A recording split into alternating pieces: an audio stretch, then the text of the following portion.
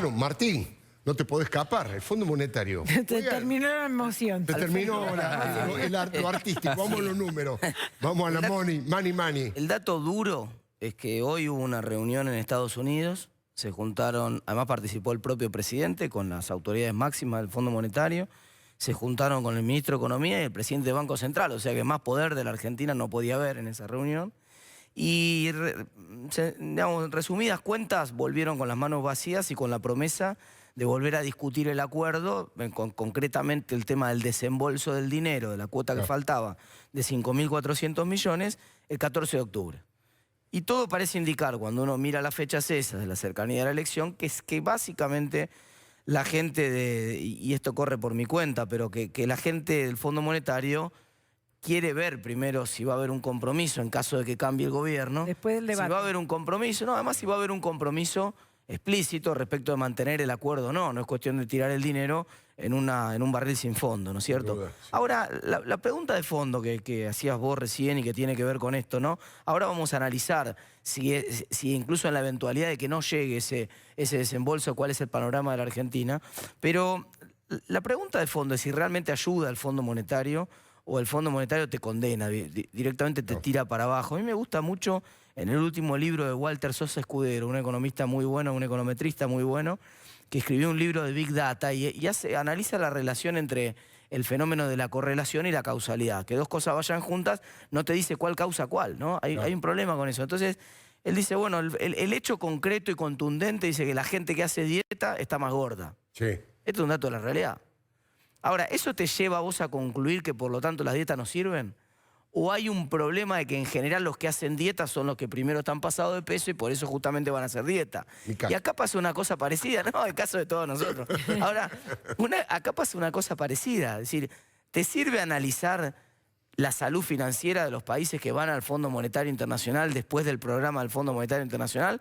¿O en realidad lo que tenés que plantearte es si los que van al Fondo Monetario Internacional no son los que chocaron primero? Claro. Que más bien parece ser más bien el caso. Entonces es bastante difícil analizar si realmente el fondo te termina ayudando o no. Y por otro lado, siempre es difícil construir el contrafactual. Siempre en ciencias sociales a nosotros nos encantaría, siempre explicamos esto en la facultad, nos encantaría poder ir el tiempo para atrás y tomar el otro camino a ver qué hubiera pasado sí. El famoso qué hubiera pasado sí, que realmente te permitiría contestar la mayoría de las preguntas de las ciencias sociales. En ese caso probablemente las ciencias sociales serían exactas. Pero la razón por la cual no son exactas es que no se puede hacer ese experimento. No se puede ir para atrás y a ver qué hubiera pasado si no firmábamos con el Fondo Monetario, insistíamos en ajustarnos nosotros todo lo que pudiéramos y no recurríamos al dinero del Fondo Monetario. Ese camino no lo pudimos hacer. Ucronía se llama en literatura. Ucronía. ¿Qué hubiera pasado sí? Ah, muy bien. Todos los días aprendemos algo. Espectacular esto de el lujo de tener una pluma de estas características sentada al lado. Ahora, lo concreto, Alfredo, es que la plata no llegó todavía y en realidad desde el punto de vista técnico lo que le serviría a Argentina es que entre antes de diciembre. O sea, no necesita la plata contante y sonante ahora porque incluso el cálculo que hacen la mayoría de mis colegas es que incluso si no entra ese dinero, si el Fondo Monetario dijera, bien, la verdad que no están dadas las condiciones, el candidato que probablemente gane no está dando certezas de que quiere pagar, más bien lo contrario, está dando la sensación de que no quiere hacer el desembolso. De hecho, si hay alguna duda respecto de si cae el desembolso o no cae el desembolso, digámoslo con todas las palabras, es culpa central de que el señor Alberto Fernández no está siendo concreto. Es más, el documento ese contundente que escribieron ellos en contra del Fondo Monetario, prácticamente diciendo que era la octava plaga del mundo. Entonces es lógico que la gente del fondo piense, a ver si nosotros hacemos el desembolso y después no solamente no recuperamos toda la que ya prestamos, sino tampoco esta. Claro. ¿Por qué te digo esto, Alfredo? Porque si vos miras desde el punto de vista técnico, el gobierno cumplió la pauta del segundo trimestre, es decir, hasta el segundo trimestre, que es la evaluación que tiene que hacer el Fondo Monetario para ver si entrega el desembolso. Técnicamente está cumplida la meta fiscal, técnicamente está cumplida la meta monetaria. Después es cierto que después de las PASO puede haber alguna duda del Fondo Monetario de, che, toda esta plata que ustedes pusieron en el bolsillo de la gente, porque finalmente la baja del IVA, la baja de ganancias, el costo fiscal de todas esas medidas, que son casi 100.000 millones de pesos, no modifican los números fiscales del gobierno hacia adelante. La pauta monetaria del gobierno no se relajó en estos últimos 2 meses, no se relajó ahora la pauta monetaria, pero todo esto es hacia adelante para los otros desembolsos. Lo que viene. Para este desembolso, lo que ellos tenían que auditar era que se hubiera cumplido la pauta del segundo trimestre. La pauta del segundo trimestre se cumplió perfecto. Entonces, el cálculo que hacen la mayoría de los analistas es que aun cuando el fondo dijera no vamos a depositar la plata que nos comprometimos a depositar, para cerrar el programa financiero de todo el año podrían llegar a faltar entre 1.200 y 1.500 millones de dólares. Y además encima, esa es la plata en total, pero en realidad son compromisos más en pesos que en dólares los que tiene el gobierno hacia fin de año. Y todos focalizados en el mes de diciembre, que es el mes clave de las finanzas públicas. Porque vos en diciembre tenés que pagar sobre todo los aguinaldos, entonces entran todas las cuotas paritarias del sector público. Entonces, el gasto de diciembre es muy deficitario. En general, el mes de diciembre es el mes de más déficit de las finanzas públicas siempre, históricamente, por un problema estacional, así como el mes de diciembre y enero es el que hace más calor, el mes de diciembre es el que tiene más déficit fiscal. Entonces, recién para diciembre podría haber alguna necesidad de financiamiento del orden de los 1.200, 1.500 millones de dólares en monto, pero en realidad en pesos ese financiamiento, y ese dinero, en el peor de los escenarios, él simplemente tendría que emitirlo.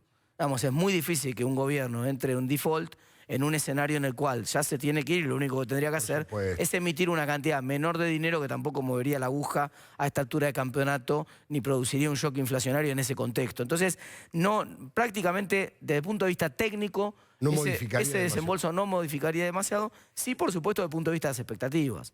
Seguro. Sí, por supuesto. Entonces, a pesar de lo cual, cuando vos mirás lo que pasó esta semana, la brecha entre el dólar paralelo y el dólar oficial se achicó.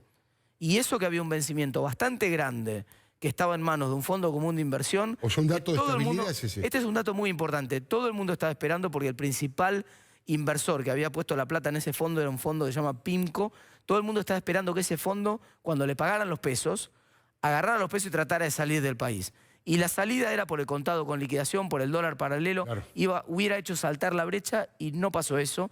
Más bien el fondo tomó posiciones en Argentina en pesos y eso de alguna manera descomprimió la brecha con el dólar paralelo y da a entender o da la sensación que por lo menos el mercado no está previendo un escenario de default del gobierno, ni está previendo un escenario de disparada del tipo de cambio que justifique pagar hoy un dólar de 70. Por eso el dólar de contado con liquidación, el dólar paralelo, bajó de 70, que llegó a tocar, a 65. Bajó bastante.